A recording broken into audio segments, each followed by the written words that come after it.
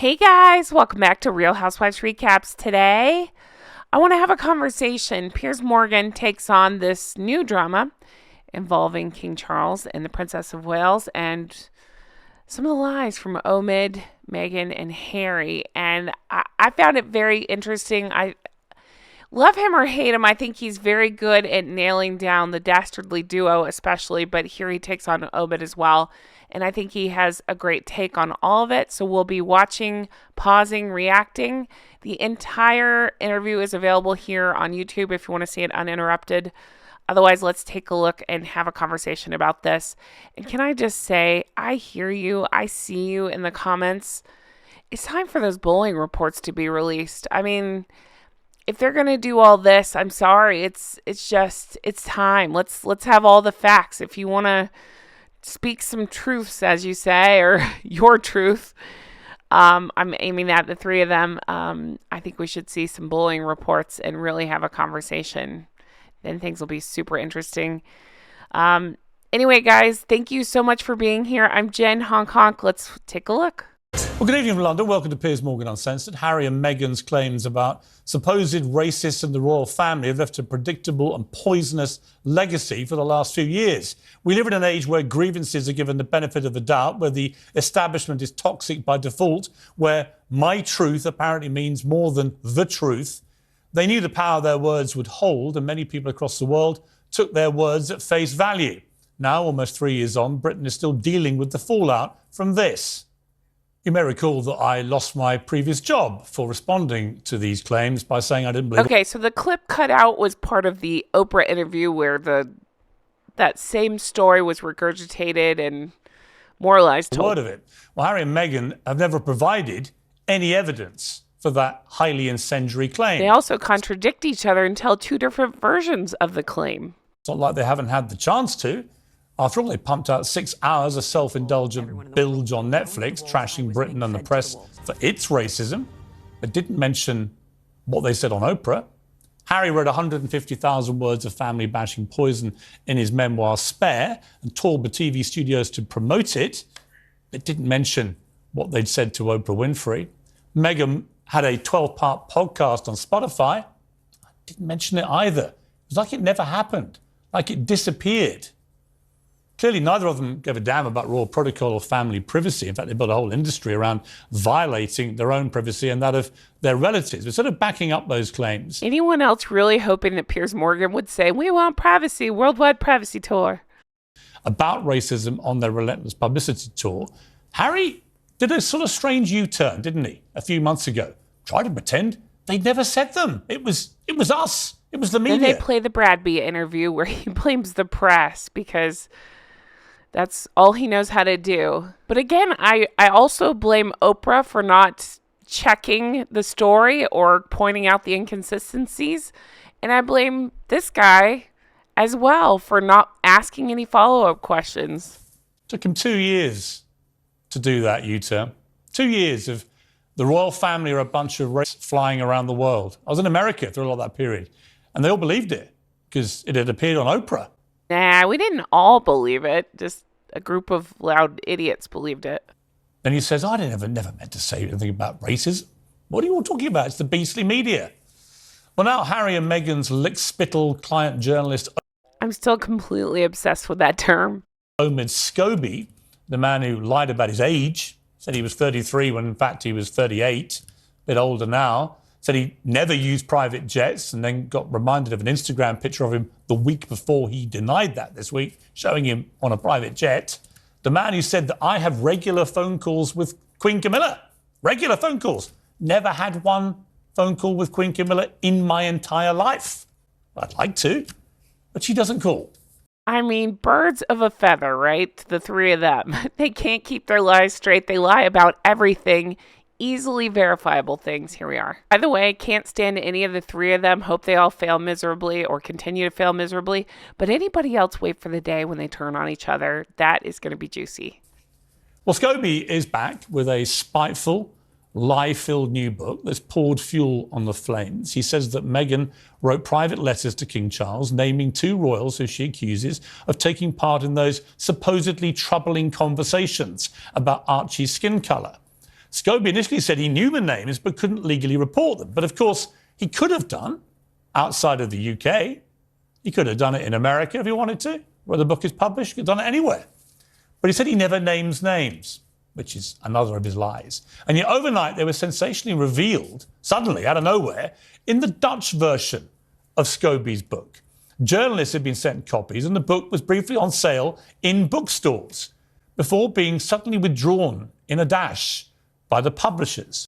You know my theory on this? I believe it was intentional. I wasn't sure at first. I feel more and more confident about that, especially after the second supposed name was quote-unquote leaked. Scobie initially said it was a translation error, which didn't really make any sense, because how do you mistranslate names? Again, I find it hilarious that these three have found each other because they all use the same nonsensical tactics. They're either there or they're not. The publisher now says it wasn't translation, it was simply an error. But how did that error happen? How is there an entire different version appearing in a Dutch edition of this book? Same way that there's an entirely different version of the story going around. I keep bringing it up, but remember, Harry told a different version in the same Oprah interview than Meghan told. Hers involved when she was pregnant with Archie. His was totally different about the time they were dating or engaged, around that time. So it doesn't make any sense. No, not nobody. We question it, but Oprah didn't question it. The consequence of that error is that millions of people online around the world now know the royals are again being implicated in what I think is a completely baseless claim of inferred racism. There is, again, massive speculation about who the people are who were supposedly making comments about Archie's skin colour, which is incredibly unfair to all the royal family. They've all been tarred with this brush now for years. Well, I'm going to end all this nonsense because, frankly, if a book is on the streets in Holland, available to Dutch people, containing names that Omid Scobie, the lickspittle scribe... There it is again. Can you think of a more apt description of that prick? ...for the Duke and Duchess of Sussex, the man who you may remember denied they had any involvement in the last book. And so did Meghan. Do you remember?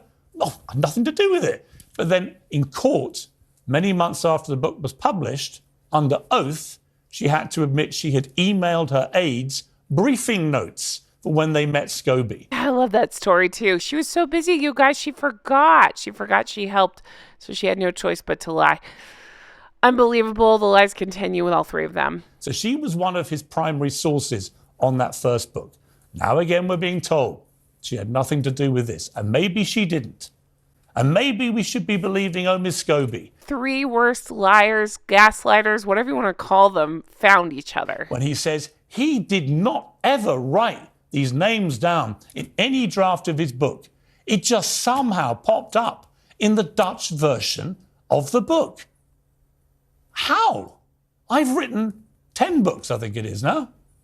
I've never had a version of my book pop up in a foreign edition that contained unbelievably damning allegations about two of the most famous people in the world, and I had nothing to do with it and didn't know how it got there. And it just so happens to contain the name of somebody Meghan has actively tried to belittle, take down, hurt, you name it. She's been destructive toward Catherine, and it just happens to contain her name. And nor did anybody else. How does it get there, Omid? Surely you as the author, I mean, you must be furious, right? You must be demanding. Heads roll. And you want names, don't you, ironically? Omid, about who did this to you? Who besmirched your reputation as an author? I would, Omid. I'd want to know right now. Especially if I was trying to convince the world that I had nothing to do with it myself. And I'd never, ever put these names in writing. And maybe some lawyer had come along and told me not to. I mean, that couldn't possibly have happened because you've given us your word. And as I've established so far in this monologue, your word is your bond. I'm sorry, love him or hate him or somewhere in between, he always nails it with these three. And should be taken as sacrosanct. Well, I'm going to cut through all this crap. I'm going to tell you the names of the two senior royals who are named in that Dutch version of the book. Because frankly, if Dutch people wandering into a bookshop can pick it up and see these names, then you, British people here, who actually pay for the British royal family, you're entitled to know too. The drama. P.S. I did see funny headlines saying Piers Morgan reveals the two royals being accused. And I'm like, well, no, Omid did that. And then we can have a more open debate about this whole farrago, because I don't believe any racist comments were ever made by any of the royal family. And until there is actual evidence of those comments being made, I will never believe it. But now we can start the process of finding out if they ever got uttered, what the context was, and whether there was any racial intent at all. Like I say, I don't believe there was. The royals who are named in this book are King Charles and Catherine, Princess of Wales. I'm not going to go back over it all. I'm telling you, I did a separate video where I call Meghan out for her continued harassment. This goes beyond jealousy, envy, all the things. This is disgusting, destructive behavior toward Catherine, Princess of Wales. Well, towards King Charles as well, but it just continues with Catherine. I'm going to leave it here. He goes on to interview people, including Tom Bower. Definitely worth the watch. It's available here on YouTube. You can check it out. I thought it was so important to share what he's saying, to break it down and discuss it with you all, because this is so, I got to find a new word, awful, disgusting, horrible behavior from the three of them. And I truly hope there are legal consequences. I see all of your comments calling for stripping of the titles and for King Charles to take a stance. I'm 100% with you. I totally get why they've remained quiet, dignified silence, all that up until now. But I think at this point it's time to react. More importantly, I think it's time to release the bullying reports. Let's get a hold of those things and really have a conversation. Anyway, you guys are the best. Thank you so much for watching. I hope you've enjoyed this. And, as more things like this pop up, I will continue to discuss. I hope you guys have the best day, and I'll talk to you again soon. Bye-bye.